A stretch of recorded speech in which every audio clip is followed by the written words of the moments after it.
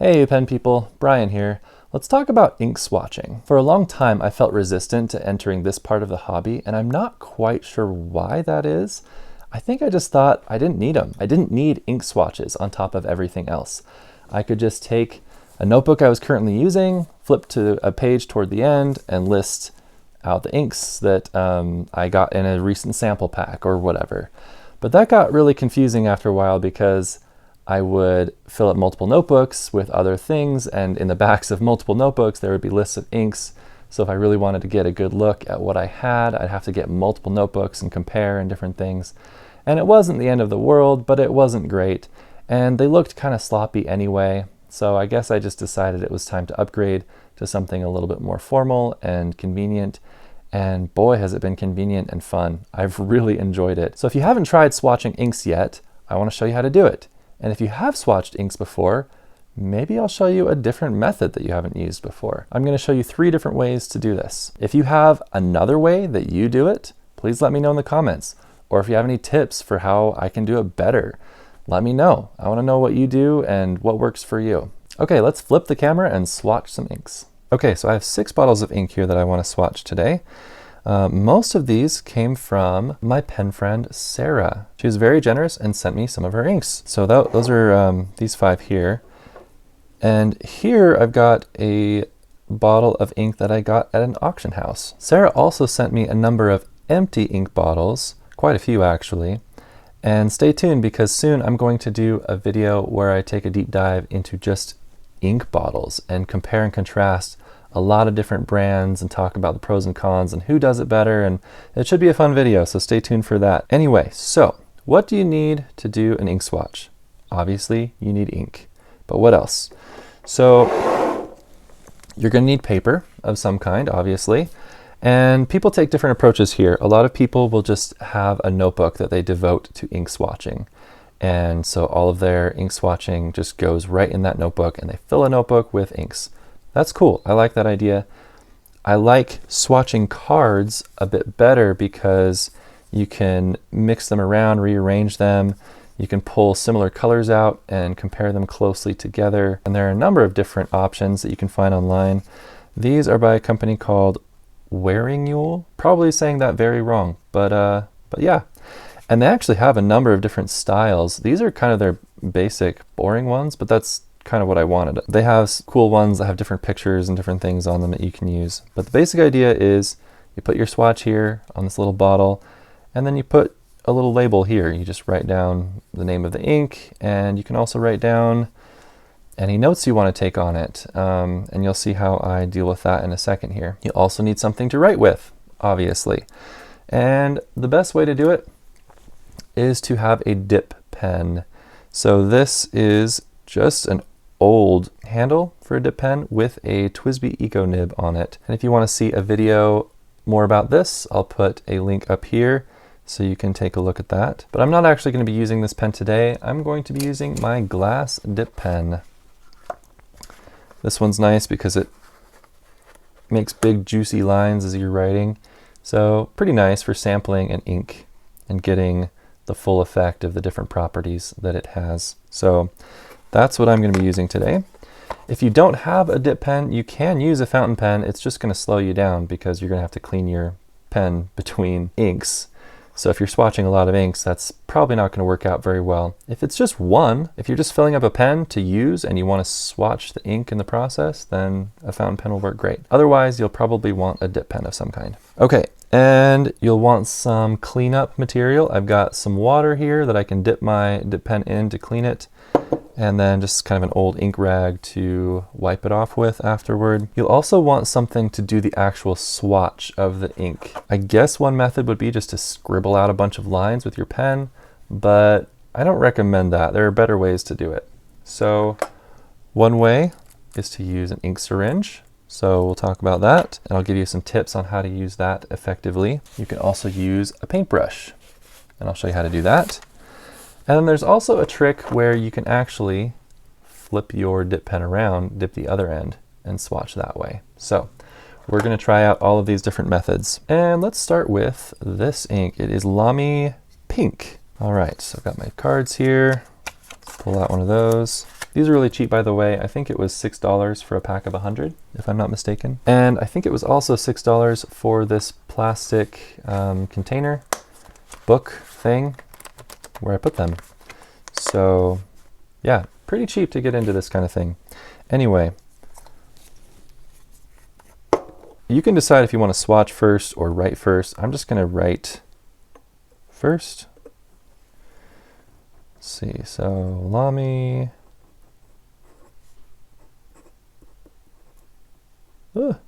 Pink. Okay, all right. And what I like to do with the extra space here is I like to make a little grid so that I can test water resistance.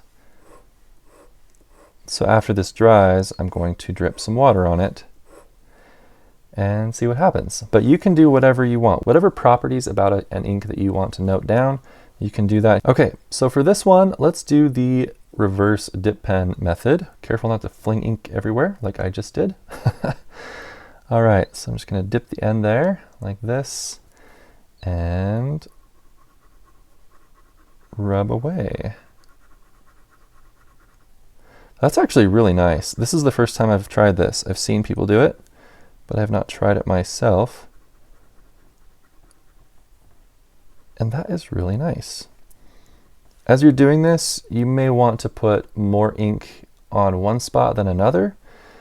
That way you'll get kind of the full range of color, because you know some of your pens will be wetter, some of them will be drier, and so having a wetter and a drier part of your swatch will give you a clearer range for what to expect from an ink. Okay, so I'm going to set that aside, let it dry,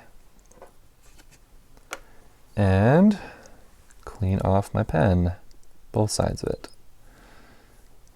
Whoa! I just tapped my glass pen on a glass jar, which is something you definitely don't want to do. All right, let's take a look at Noodler's North African Violet.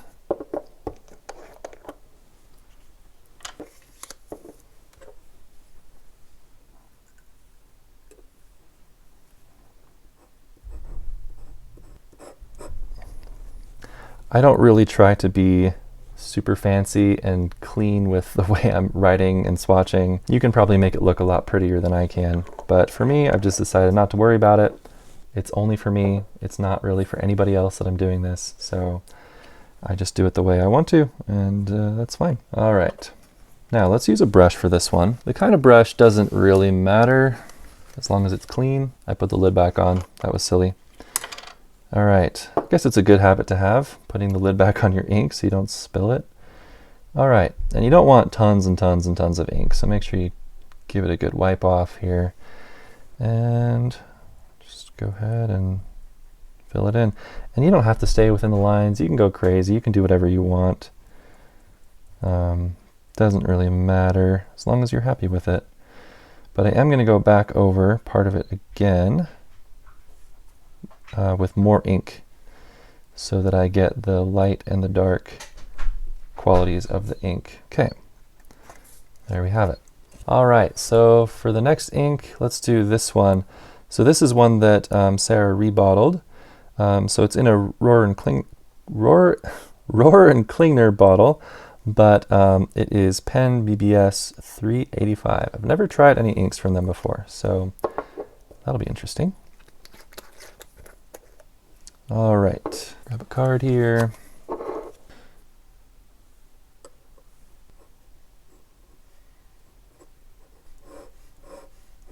Cool. Alrighty. So, oh, I'm not going to put the lid back on this time. I was tempted to do that. All right, I guess I should show you the syringe technique. So, what you do here, you don't want hardly anything in your syringe. Like this would be way too much. If I sprayed all this on here, it would just puddle everywhere. So what I do is I fill up the syringe just part way, a little bit, and then I empty it all back into the ink bottle. And there is plenty of residual ink just in this needle and this front section to give me a nice spray. And this is my favorite method because it's messy and fun and different, and sometimes it looks really pretty. And I like going outside the box a little bit, or in this case, outside the ink bottle.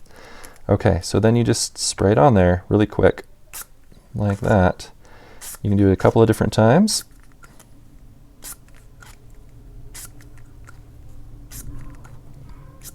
Another thing that's cool is, as you can see here, it already gives you the light and the dark contrast with the ink. So I can see what the ink looks like when it's a very fine coat, and what it looks like when it kind of puddles on the page. So I get the full range. If you spray it on here with a syringe and you feel like you're not getting the full range, like it's too dark or something, what I typically do is let it dry, and then I'll bring it back and I'll spray just some water on top of it, or on top of part of it, to dilute it and make it run again, so I get some of those lighter qualities in the ink. All right, I'll set that aside. All right, and now I'm going to put the lid back on.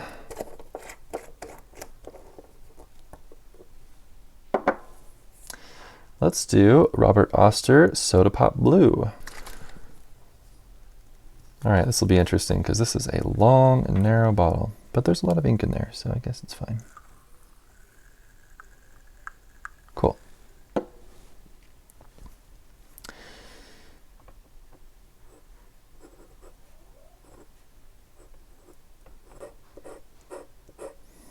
Okay.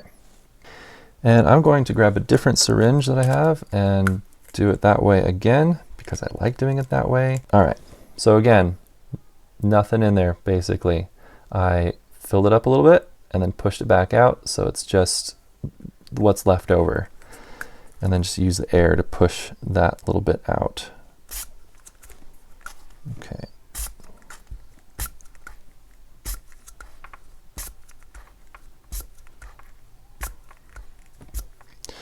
Okay, so this is one where I feel like the ink is light enough that maybe these dark patches don't give it a full, honest view of what this ink looks like. I don't know, I could be wrong, I'm new to this ink, but I'm going to just suck some of this back up, actually. Just to lighten it up a little bit. But I think that'll work. All right, we've got two left here. Let's do Twisby. It's in a Robert Oster bottle, but it is Twisby Midnight Blue. One downside of the spray technique is that it does make a mess, so just keep that in mind. Yeah, I have spatters on the wall behind my camera right now. Not a lot, but some. Okay.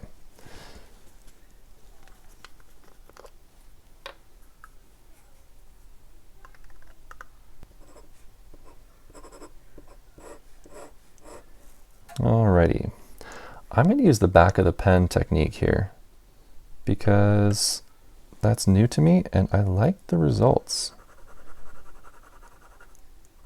And it's probably the simplest way to go about it because, whoa, that was a ton of ink. Whoa. That was a ton. Right as I was talking about how simple this is. I guess it's not foolproof, but it is a nice technique because it only requires one tool. You don't need an extra syringe or paintbrush or anything like that. I'm going to take one of my syringes here and try to suck up some of this. Okay. Now this is a dark ink, but I have some suspicions that my swatch here was a little too thick and a little bit too dark to really represent this color accurately. So what I'm going to do is I'm going to let this dry, and then I'm going to do what I said earlier and spray a little bit of water on it to lighten up just certain parts of it so I can see the light and the dark. So stay tuned for that. Let's do one more ink. So this is Lamy Obsidian from the Crystal lineup.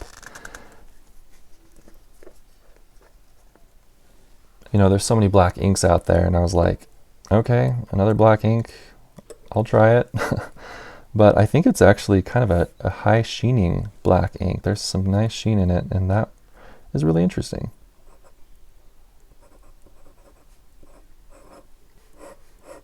Let's try the back of the pen method and see if I do a better job this time. So I'm going to be careful not to get too much.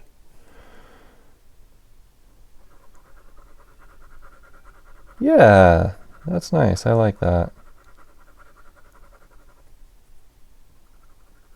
Okay, gets a little dry toward the end though. Just want a little more. Yeah, that'll be good. Okay, fantastic. So let's let all of these dry real good and then we'll take a look. Okay, we're fast forwarding here a little bit because I had some technical difficulties with my audio on part of the video. So I've let these dry. I have also dripped some water using my syringe onto these little grids here to check out the water resistance of these inks. And while these are sitting for a minute, I usually let water resistance tests sit for, I don't know, 10, 15 minutes or so. While it's sitting, I'm going to spray a little water on this Twisby Midnight Blue. I mentioned how it's really dark and I want to be able to see some of that lighter color in there too. So I'm going to do kind of the same thing I did before with spraying ink for ones like this, where you're not really filling up the syringe, you're just mostly filling up this part. So let's see how it goes here.